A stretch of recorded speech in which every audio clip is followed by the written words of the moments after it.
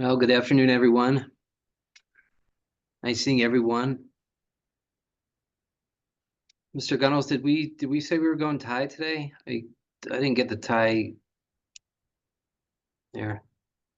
Yeah, I try to be professional at all times, Your Honor. I see. All right. I'll keep that in mind at your next court appearance. Thank you. We'll get this meeting started. It is nice to see everyone. And let's start with review of the July minutes. For those of you who had an opportunity to review July minutes, is there a motion to approve? Am I in the wrong call? This is Dee. I make a motion to approve. Cheryl, you are not in the wrong call if that was you. This is the Local Public Safety Coordinating Council, and we are expecting a presentation from you. So you're all good to go. I move approval of the minutes. Excellent. Do we have a second?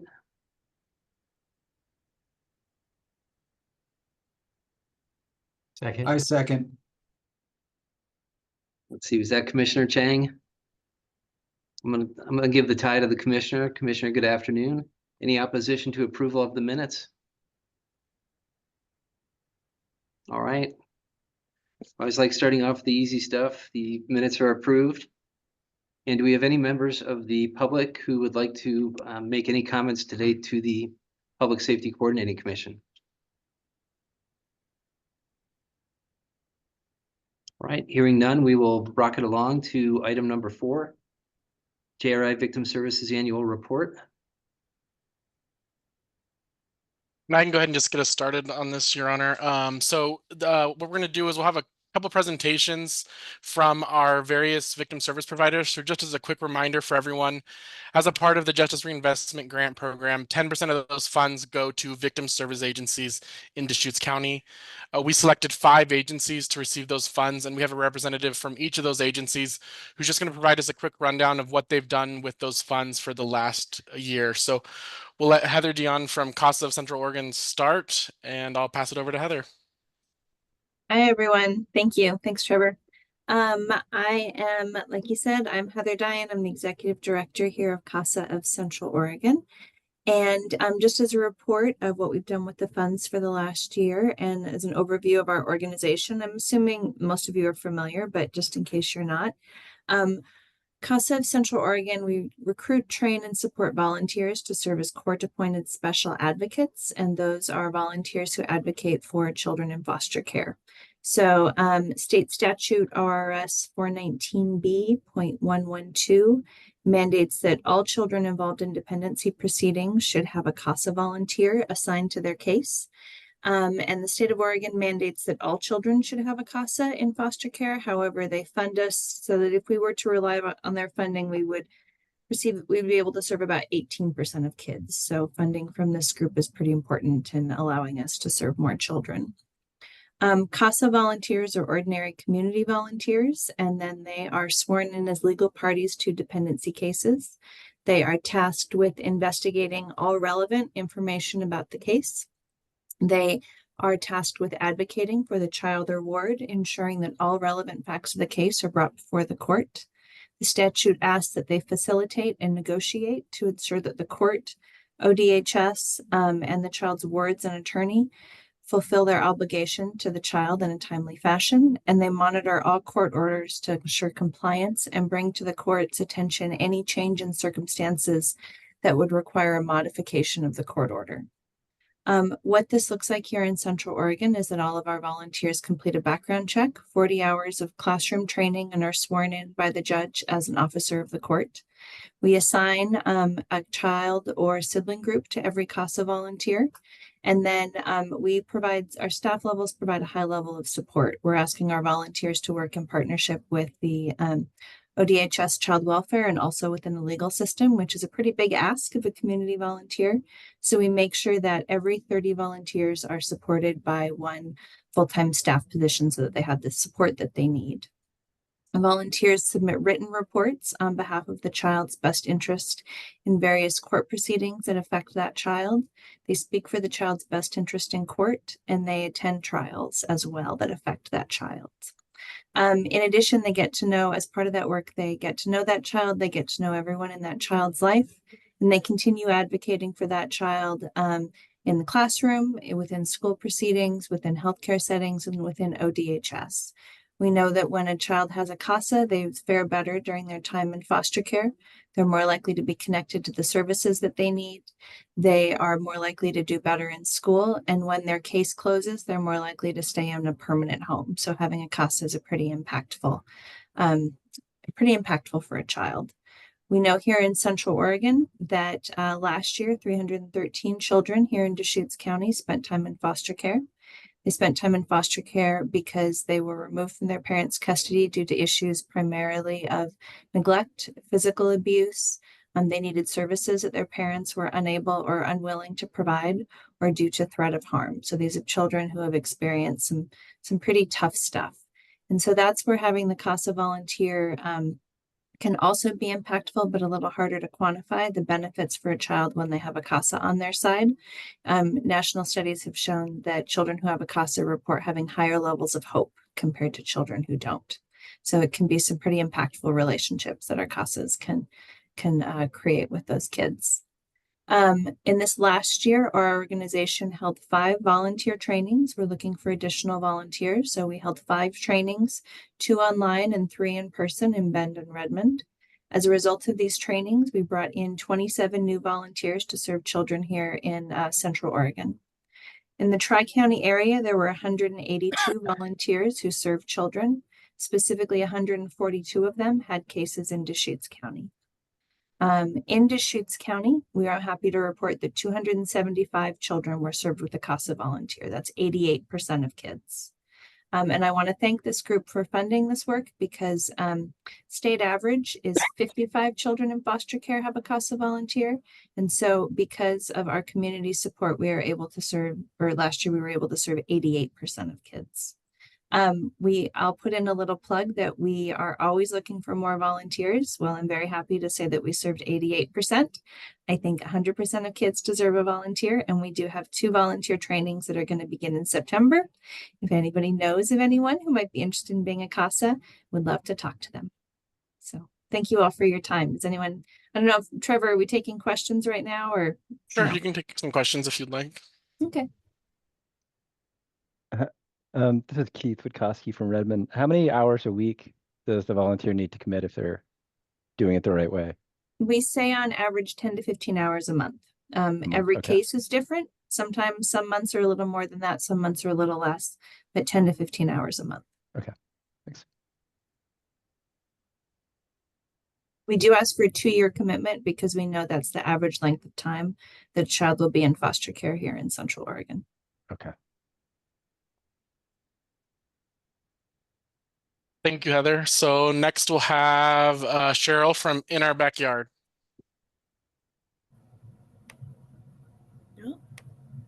Sorry, I turned it off.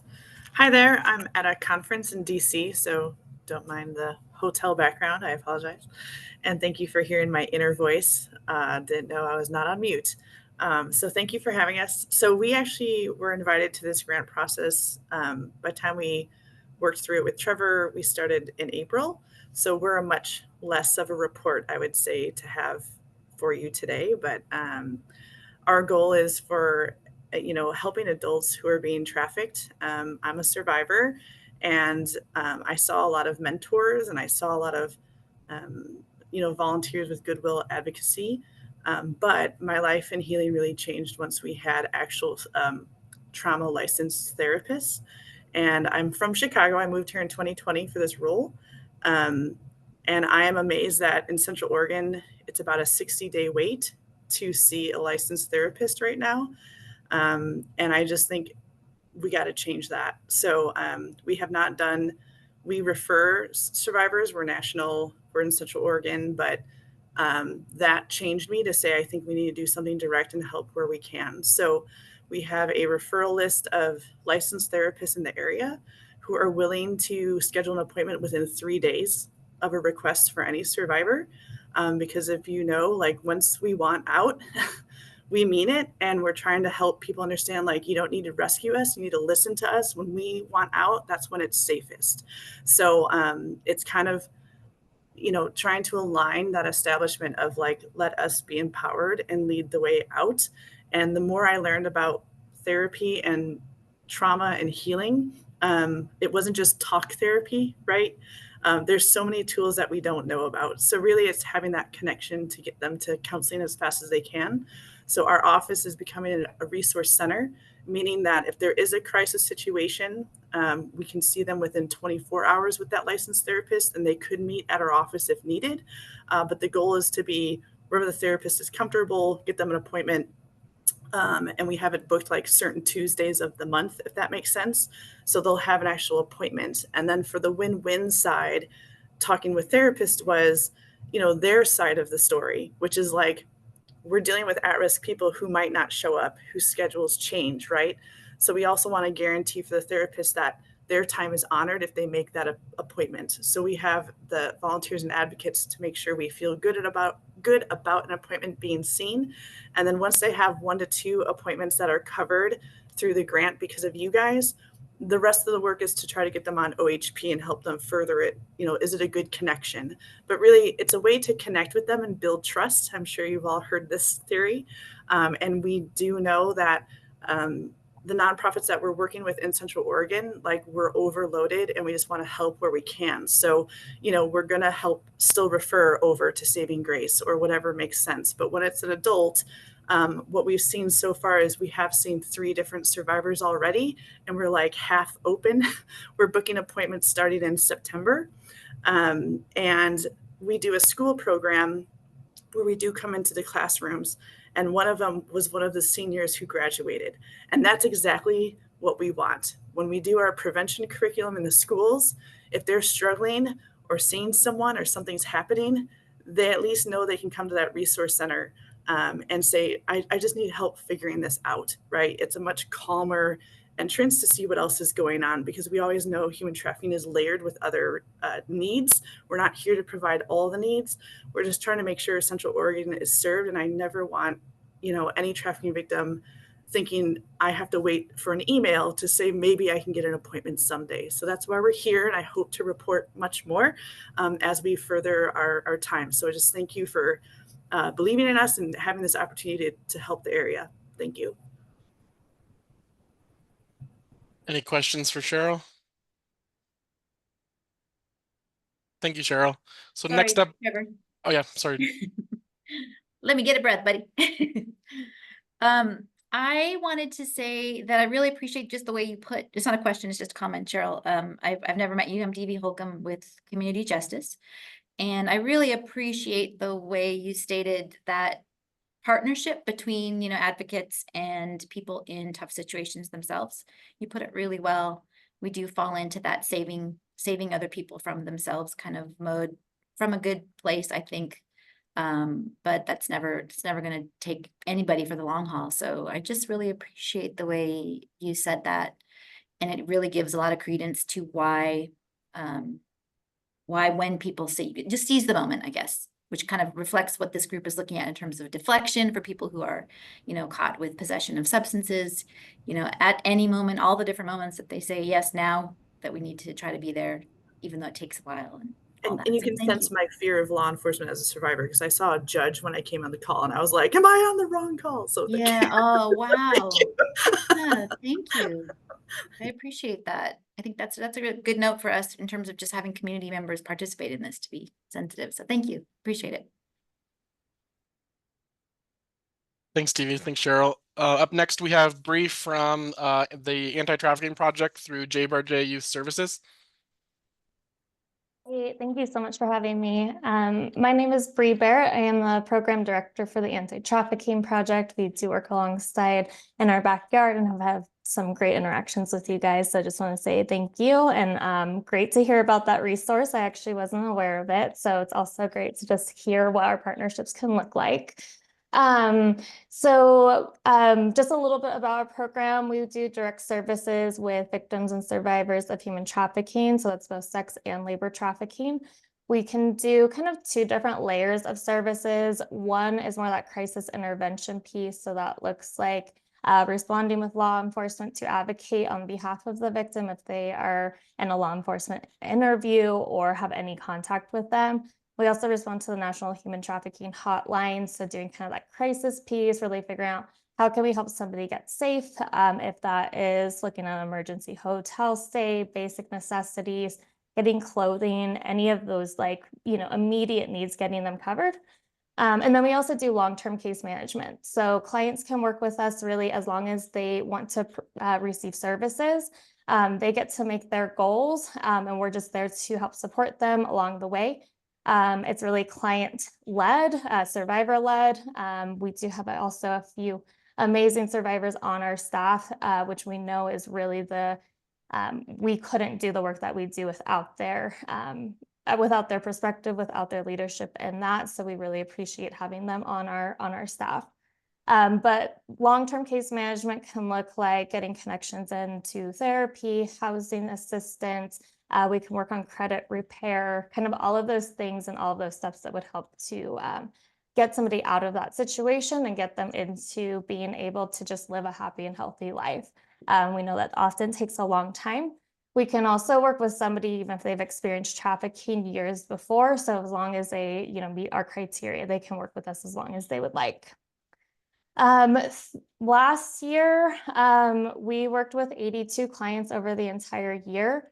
In the last 6 months, we've worked with 86. So we just know that in our work, we have expanded our services a lot. I don't know if trafficking is getting worse here or if we're just getting better at getting our word out there and having referrals come in. But it is a lot, and we have expanded from 2 staff to 11 staff over the last 3 years. So just really working to make sure that we can meet the needs of our community.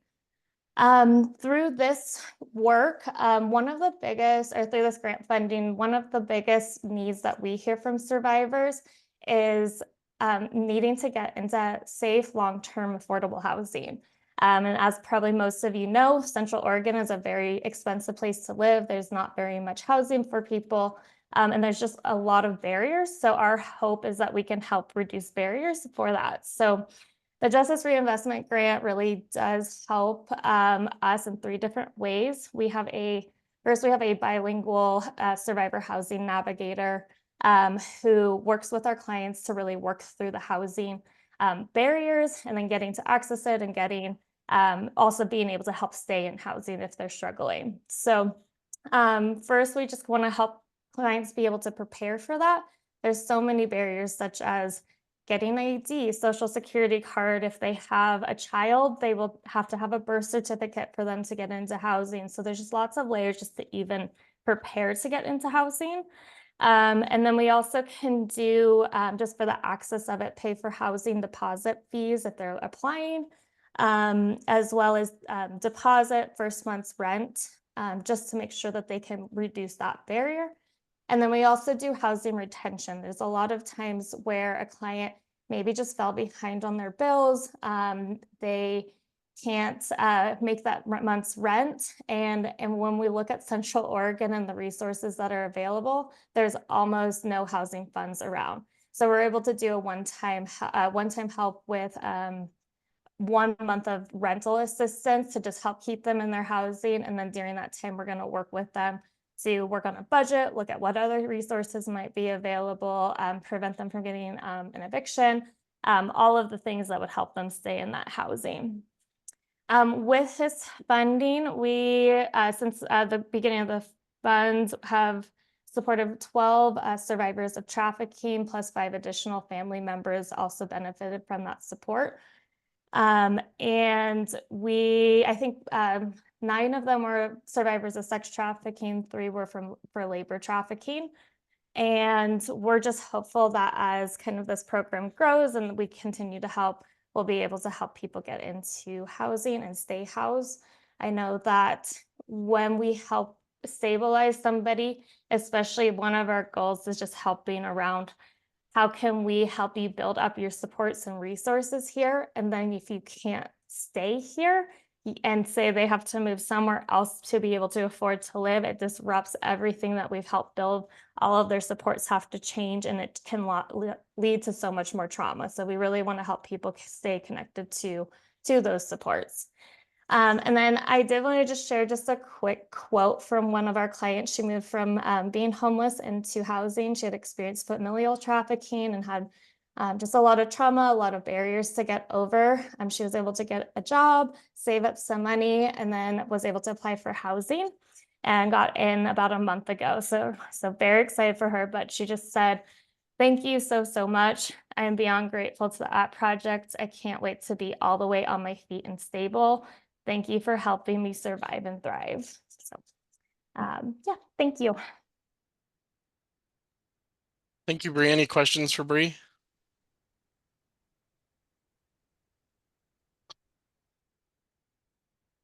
Next, we have Gil from Kid Center.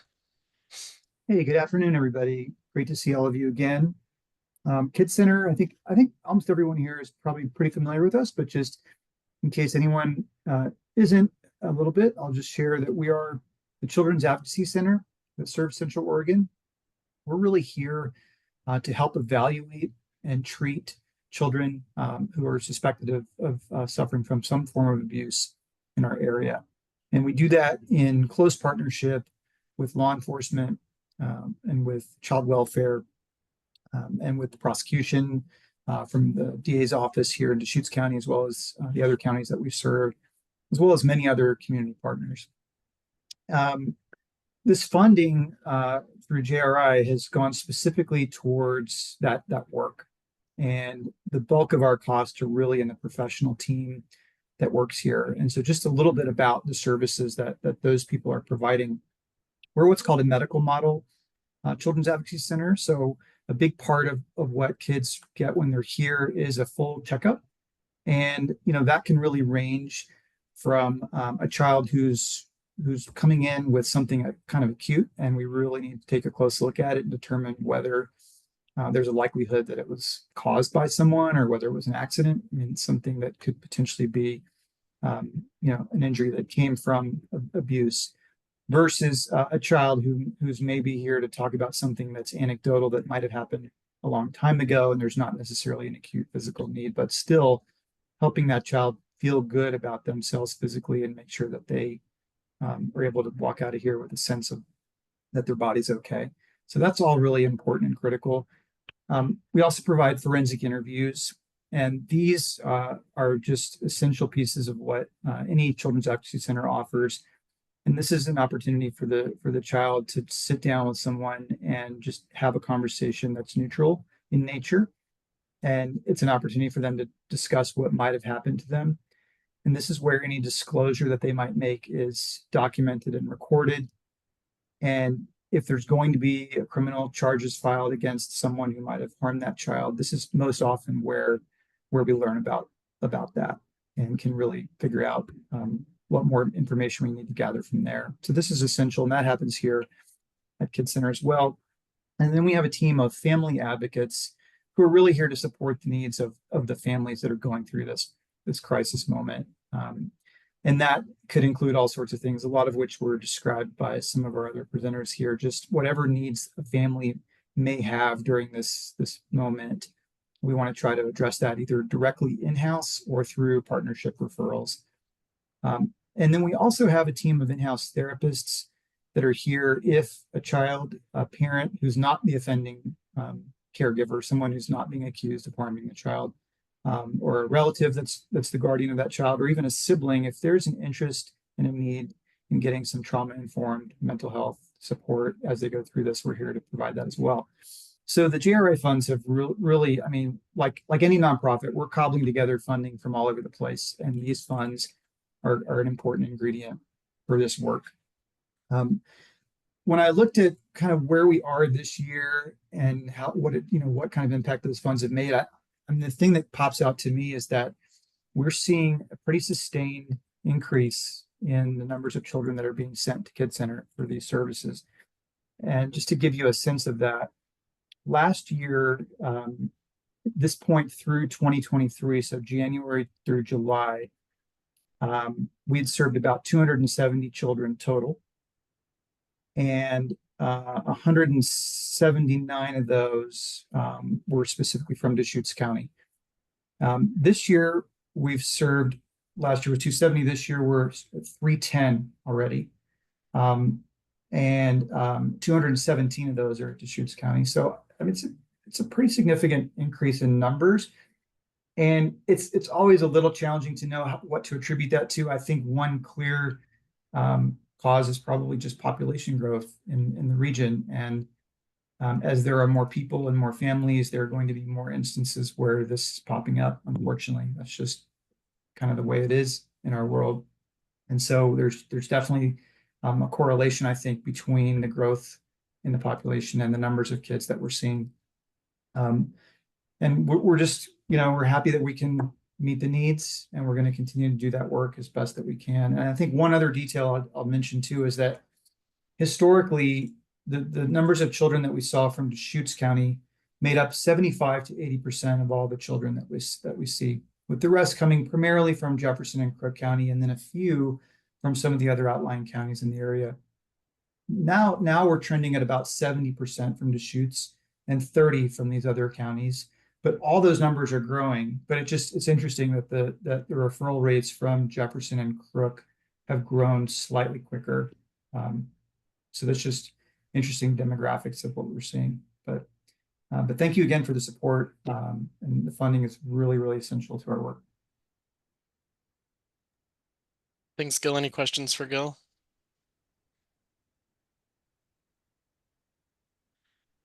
And I'll pass it over to Gail from Mary's Place as part of Saving Grace.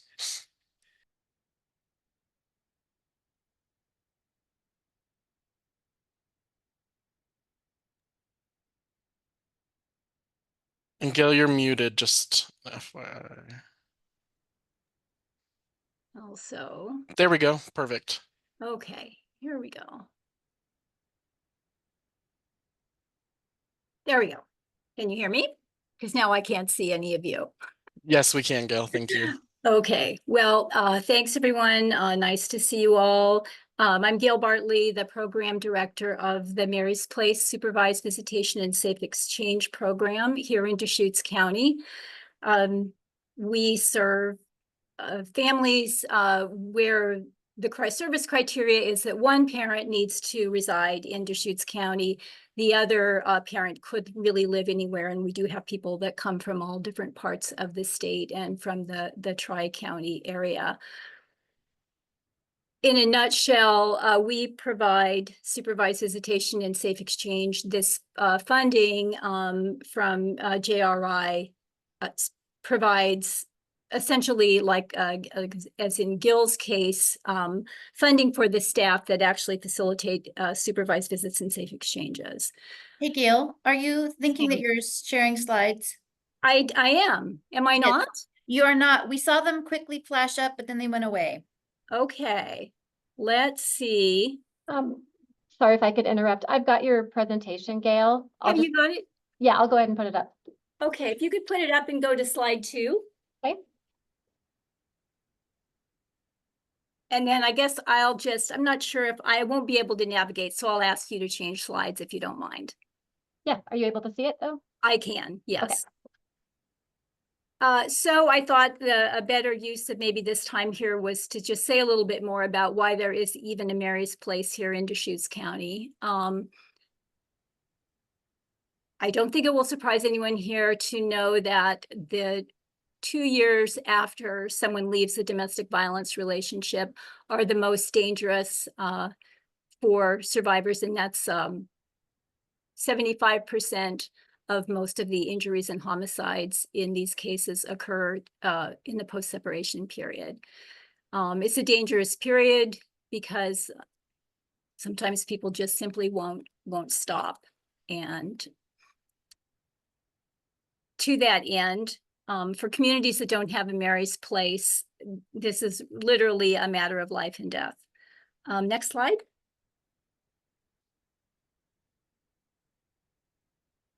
Next slide.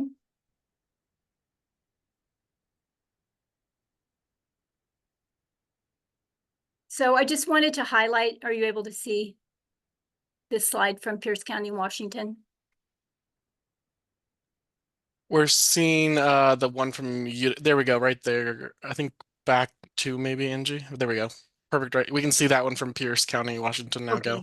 So I'm not going to dwell too long on these, but I just want to highlight that within the last 8 months, I'm going to show you 3 different slides of really serious situations that happened, all regarding a child custody exchange. This one was Pierce County, Washington. This woman went to pick up her child and was shot on the scene.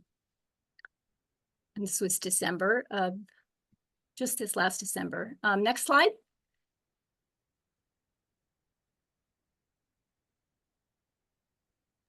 And the one we're seeing now, Gail's from Utica, New York. Okay. Similar situation. This young woman went to pick up her child, actually, I think what happened is the boyfriend showed up at her home for an exchange. He shot her multiple times and then fled and actually shot her father, who tried to intervene, got into a gunfight with law enforcement, and then shot and killed himself. Next slide. And it looks like this one's from the Upper East Side in New York, yeah. Yes, this is very recent, just about 2 weeks ago. A similar situation, it was a child custody exchange. This was actually a grandmother, the child's father's mother, and she shot and killed the mother of the child. This exchange had just taken place, and then shot and killed herself. So I say this all not to be really morbid, but just to say there's a real serious public safety reason why we have a Mary's Place here in Deschutes County, and why we're so fortunate to have the support of the JRI funds and other funds to allow these things to not happen here. Next slide.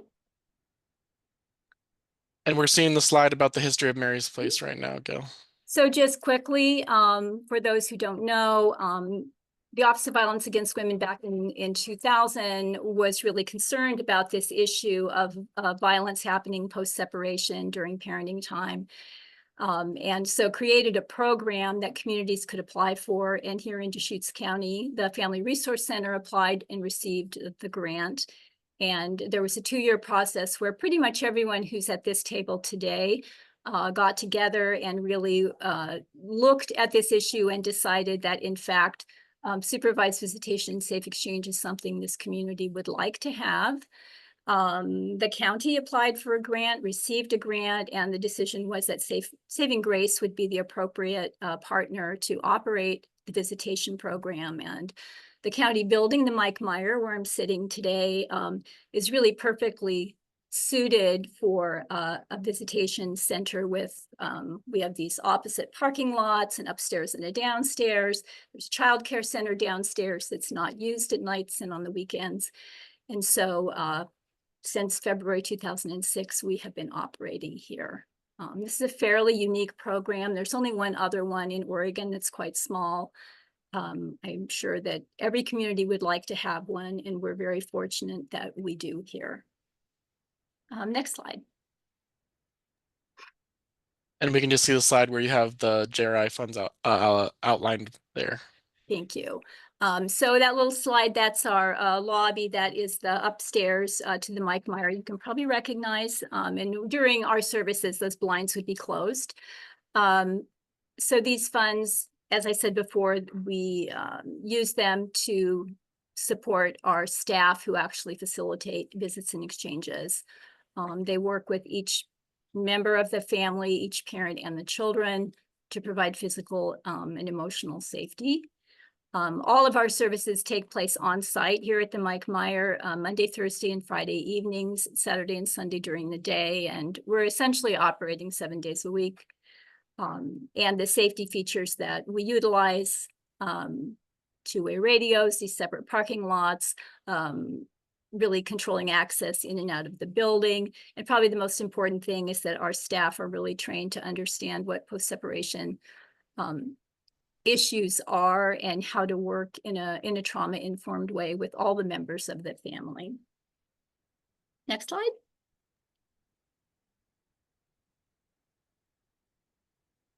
And we So- can see what you provided there, so. So this is, and it's in our report, so 140 adults and 107 children, well over 1,000 supervised visits and safe exchanges. The trend that we noticed this year is just a real big increase in the number of people seeking safe exchange. Most of our referrals come from the Deschutes County Court in connection with a restraining order or a custody case, sometimes a criminal case. So we don't require a court order, but in fact, that's where most things come from. So the way that we try to measure, are we being successful or not, is asking the parent who's been harmed on a regular basis through an anonymous survey for their perception of safety. Do they feel that utilizing Mary's Place services helped them to feel safer, and did it help their children to feel safer? And I'm happy to say that 98% of the people that responded in this last fiscal year felt that they strongly agreed to that. And last slide.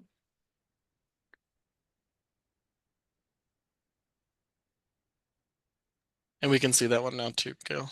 So just to share, and I don't need to read, you can read for yourself, but it's really clear that this is a really essential service and really feels life-saving to the people that utilize it. The last comment was really interesting to me because that was a person who had to try to utilize supervised visitation in another jurisdiction in Oregon where there wasn't something like Mary's Place. She had to utilize private supervision, and it didn't feel safe to her, it didn't feel safe to her children, and it honestly was not successful for the visiting parent. Whereas here at Mary's Place, it's really been a positive for the father that visits, for the mom, and for the kids. So that's all for me. I'm super appreciative for this funding. It takes a whole package to keep our services going, and this funding is really an essential part of that. Thank you, Gail. Any questions for Gail? Thanks, Gail. I did have a question, if I might. Yes.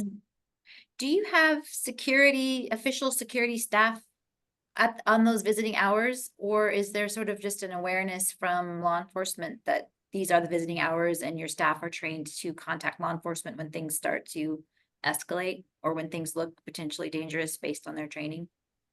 Yes, correct. We don't have security staff on site, and as a result, we have a lot of security measures. And I think we do a pretty thorough job of screening the people who we accept into services. It's very rare for us to reject anyone. So I believe that the most significant safety feature we have is that we really get to know the people that we're working with. And so if someone is seeming to have a bad day, that's something we're going to be paying attention to. The rare occasions when we do have to ask for law enforcement's assistance, the response has been extremely quick and extremely helpful. And, knock on Formica, there has never been any kind of a really violent incident here. And I hope that there never will be. Thank you. Trevor, I had a question. This is Joseph. I really appreciate the work that these communities do to serve our youth. However, I had a question for CASA. If I'm not wrong, she mentioned only having volunteers for 2 years. Is that a statute? Is that why can't they have more volunteers to work with the youth? And the reason I'm gonna say is because of I work with the Oregon Youth Authority, and many times we look at cases that come to us and we're like, where was someone involved in this kid before where they are? Clearly, it's a mental health situation. And we have to track as well, someone should have seen this, and you know what I mean. I thought, how do you guys work closely with DHS to prevent those cases? Yes, so we work very, very closely with ODHS, and we are assigned once the child comes into foster care. So unfortunately, our program does not work with children prior to removal, and it's not uncommon when a child does come in that we're asking ourselves that same question. That's why hasn't somebody been working with this child? We ask all of our volunteers to make a 2-year commitment because we know that's the length of time that a child is in foster care on average here in Central Oregon. But we definitely allow our CASAs and encourage them to stay longer than 2 years. Our volunteers are with us for an average of 3 years. Some CASAs have been with us. I think our longest serving volunteer right now is 14 years. So some of our volunteers, and most of them, stay much longer than the life of the case. But when a new volunteer is coming in, we ask, can you make a 2-year commitment? Because what we don't want is another adult to transition during that child's life during their time in foster care. Life happens, and sometimes our volunteers do have to leave before a case closes, but we want our volunteers to be the consistent adult in the child's life during their time in foster care.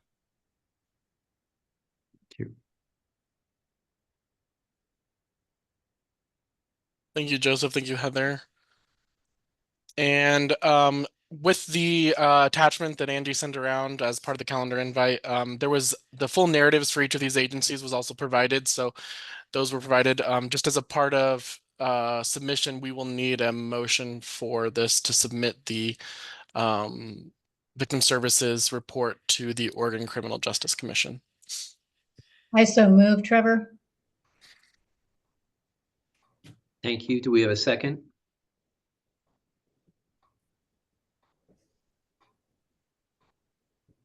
I'll second. Keith. Thank you, Keith. Any objections? Very well, the motion carries. Thanks, everyone. Trevor, are you ready for item 5? I am. Excellent. Let me go ahead and share my screen. Can everyone see my screen?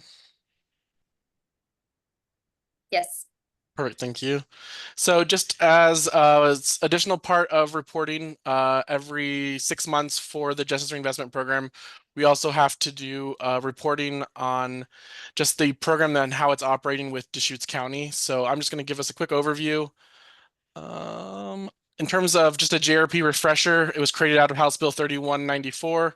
It provides funds to the counties to address concerns over growing population and the need for additional prisons in Oregon. The main 3 goals being prison bed reduction, reduction in recidivism for drug, property, and some prison eligible driving offenses, with a focus on public safety and holding clients accountable at the same time. So with JRP, there's 3 grant components. There's the formula grant, the competitive grant, and the supplemental grant. And then there's also the 10% to the victim service agencies that you just heard from before this presentation.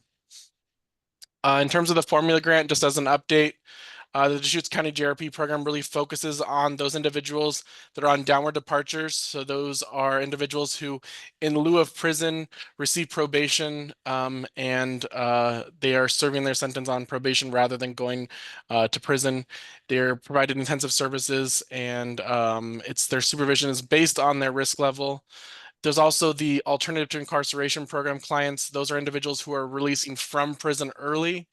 Generally, that's about a 120-day early release, so they get out of their prison sentence about 120 days early, as well as those on short-term transitional leave. They are also releasing from prison early. So the supervision for all of these individuals is based on their risk level. We kind of focus on smaller caseloads. Using a defendant assessment report and other criminogenic risk and needs assessments, we kind of really focus on what aspects we can work with that individual to address their criminogenic needs, to focus on behavior change, really providing resource support and looking at things to reduce barriers. So some of our major, the budget for this for the 2 years is $1.6 million. And what it does is really provides the funding for the staff for those programs, as well as we have 12 contracted sober beds through Pfeiffer & Associates and 7 contracted beds through the Bethlehem Inn. So that's what the formula grant funds provide. The competitive grant, this is downward departure focused as well. So those individuals that are receiving this sentence in lieu of going to prison, it provides just some key personnel for operations of that program. It allowed us to allowed us to have a gender specific PO. So that was recently implemented. So we have a PO providing gender specific services for those clients who identify as women that are in the JRP program. And it also provides funding to support part of one of our supervisors to really work closely with the DA's office. Our downward departure program is a very joint effort with the DA's office. And so we've been working closely with them just on looking at the target population, program design, the assessments that we do, and then that defendant assessment report that they use in terms of trying to figure out who is best for this program. And so we utilize those funds. It's about $500,000 for 2 years to really provide the staff for that program. So in terms of victim services, all of the providers just recently kind of went over some of the funding that they received and what they've been doing. But in total, we received $244,914.81, which fortunately, because of our additional funding that we received, was about $80,000 more than we originally anticipated. In terms of reporting out for the formula grant, we continue to supervise individuals in accordance with their risk and needs principles. We utilize transitional housing, sober housing, stability, treatment, and just other barrier reduction services. Just some highlights from some of the programs. We operate MRT, which is moral recombination therapy. It's just a cognitive-based therapy that focuses on criminal thinking. And our success rate for that program in 2024 so far is about 87.5% of the individuals that completed this year completed successfully. We also are excited because we have 16 female clients in our Moving On program, and they are on track to complete the last module of that program very soon. So as a part of the competitive grant, we were able to relaunch that program, and we are excited to have those individuals be ready to complete that program pretty soon. In terms of recidivism, that's one of the components that the JRI grant looks at. We didn't see any major increases. There's some slight declines, but we're kind of just seeing that steady. There's no major any increases or decreases in terms of the recidivism. In terms of prison utilization, we still see a decrease overall. We're actually 50% below our baseline at the moment. They may be revising this baseline fairly in the near future, they were mentioning, because it's actually based on a 2012-2015 number. But right now we're at about 50% below our baseline figure for our total JRI population. In terms of the competitive grant, as I mentioned, we implemented gender responsive services. Moving On is one of those. It's a cognitive-based therapy, just focuses on individuals who identify as women, and that service is launched. And as I mentioned, we have a group of about 60 individuals who are pretty near close to completion of that service. We have our gender-specific caseload now. We've also been meeting regularly with the DA's office, and we actually revised the defendant assessment report just to make it more user-friendly for the DAs, for the judges, for the defense attorneys, just to ensure that those information that's being provided can help the individuals determine whether or not that person may be a good fit for this program. We took 42 new downward departure cases in the past 6 months. We had 6 revocations from the program. And just some highlights in terms of numbers. In total, we had about 111 individuals in treatment, 101 received housing assistance, 100% received a criminogenic risk and need assessment, and then 23 received either education or employment assistance. This can look in the form of DMVID, it can look like work boots or other resources just to help reduce barriers to get them connected to services. There's a full report we provided for you in the packet, but I'm happy to take any questions, and we will need an action item for this as well. So. Thank you, Trevor. Do we have a motion to approve the JRP semi-annual report?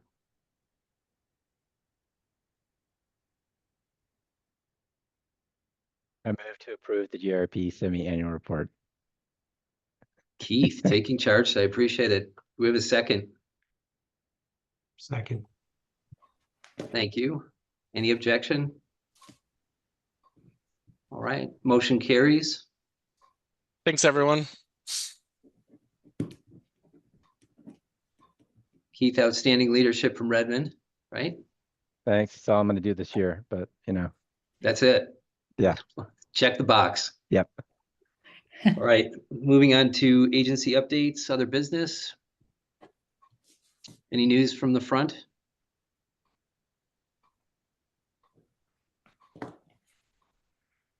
Well, I will start off with some court news. So there's a lot of banging and breaking over here at the courthouse, thanks to the Deschutes County Commission, and you know, our courthouse expansion is well underway.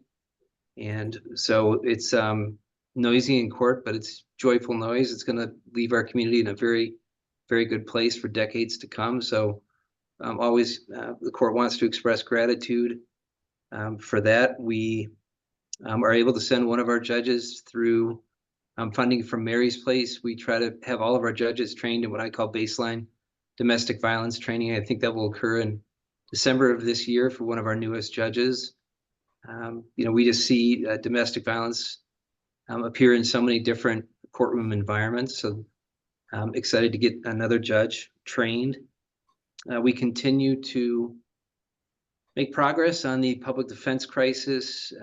Rebecca Williams, who really takes point on that for the court, even though it is OPDC's job to do so, continues to identify attorneys to take some cases, although we still have a robust unrepresented list. I believe today's calendar from 10:30 to noon was 34 individuals. One issue, well, there are two issues that that we've identified. We've had two of our providers who had attorneys ready for hire, and OPDC could not move quickly enough to get them hired, and so they moved on to other ventures, which is incredibly disappointing. OPDC just seems incapable of moving with any real-time, real-life dexterity to address these issues. And one of the other issues that we've seen, which is really unacceptable, I think, to the court and the district attorney, is that our Spanish-speaking unrepresented folks, because it takes longer to handle those cases, the attorneys have been more reluctant to pick those cases up. And I think the DA in the court, we noticed that maybe a week or two ago, and so I'm going to try to put some thought into how to deal with that. It's just unacceptable for obvious reasons, and of course those cases take a little bit more time with the language barrier. We're going to work on that. It's just there are just some really unfortunate consequences of not being able to satisfy a constitutional imperative by the government. And I would say that's it from the court side.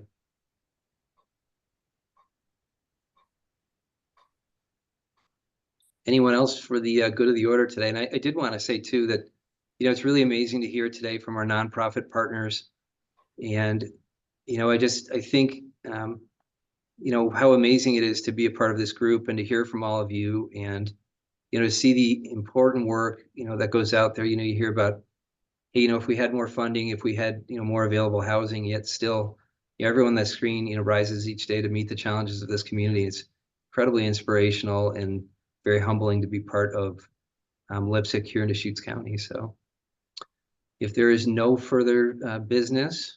I just have one quick announcement / reminder, if I may, Yeah. Judge. Thank you. Absolutely. Tomorrow, I want to first off, thanks to everybody on this screen who I've had a one-on-one, maybe first time meeting with you, or just a one-on-one in person that I haven't had for a while, related to the event coming up tomorrow at 11:30 with TK Floyd Fouts on implicit bias. I'm really excited. I think it's going to be actually fun, interesting. She's a really great presenter, takes a tough topic and actually makes it enjoyable. Very supportive of the work that we do and the impact, the good, strong impact on communities that law enforcement has. So I think it's going to be really great. 11:30 at Parole and Probation, 11:30 to 12, food, lunch, a little bit of lunch, and then she'll start at noon. So I look forward to seeing most of you there, and thanks for the good conversations over the last month. Excellent. Thank you, Dee. That sounds fantastic. Well, Anything Judge else? Ashby, Yeah. This is TJ Spear. I'm one of the defense attorneys in the community, and I'm a member of the Bend Attorney Group. Which is one of the 3 providers. Just to give an example, we had an applicant interested in working for the Bend Attorney Group. We submitted all that information to OPDC. months ago, they eventually did approve Ms. Janoski to join our group, but like 2 weeks before the time we had her slotted to schedule. So I can vouch for that fact that there seems to be some real mismanagement going on at OPDC. I would say the members in the community are trying as hard as they can to pick up the slack. I think we're all working pretty hard, at least the ones I've been witnessing and the ones I'm around and seeing folks in court, but the list is growing and it is making us nervous. It's tough. Thank you very much, TJ. And I agree, you know, we really have some good providers in the community. We've had people step up from private law firms, you know, really with the goal of community safety. It's certainly not something that we can do on our own. There are issues that go beyond OPDC, but it is frustrating when we have the resource available. You know, we have attorneys who aren't getting paid, you know, simple things. You know, that's frustrating, but you know, we'll continue to work on it, you know, on the court side, the district attorney side. Like I said, like TJ said, TJ is a fantastic criminal attorney, and those attorneys work very hard, and we have exceptional relationships, you know, here in Deschutes. So I just wanted to report out because I know that that's been, you know, out in the media, but that's really the ecosystem right now. Anything else that anyone would like to share before we conclude for today? All right. Well, thank you so much for joining us. Nice seeing everybody. And thank you so much for those fantastic reports today from the nonprofits. Hope everybody has a great afternoon.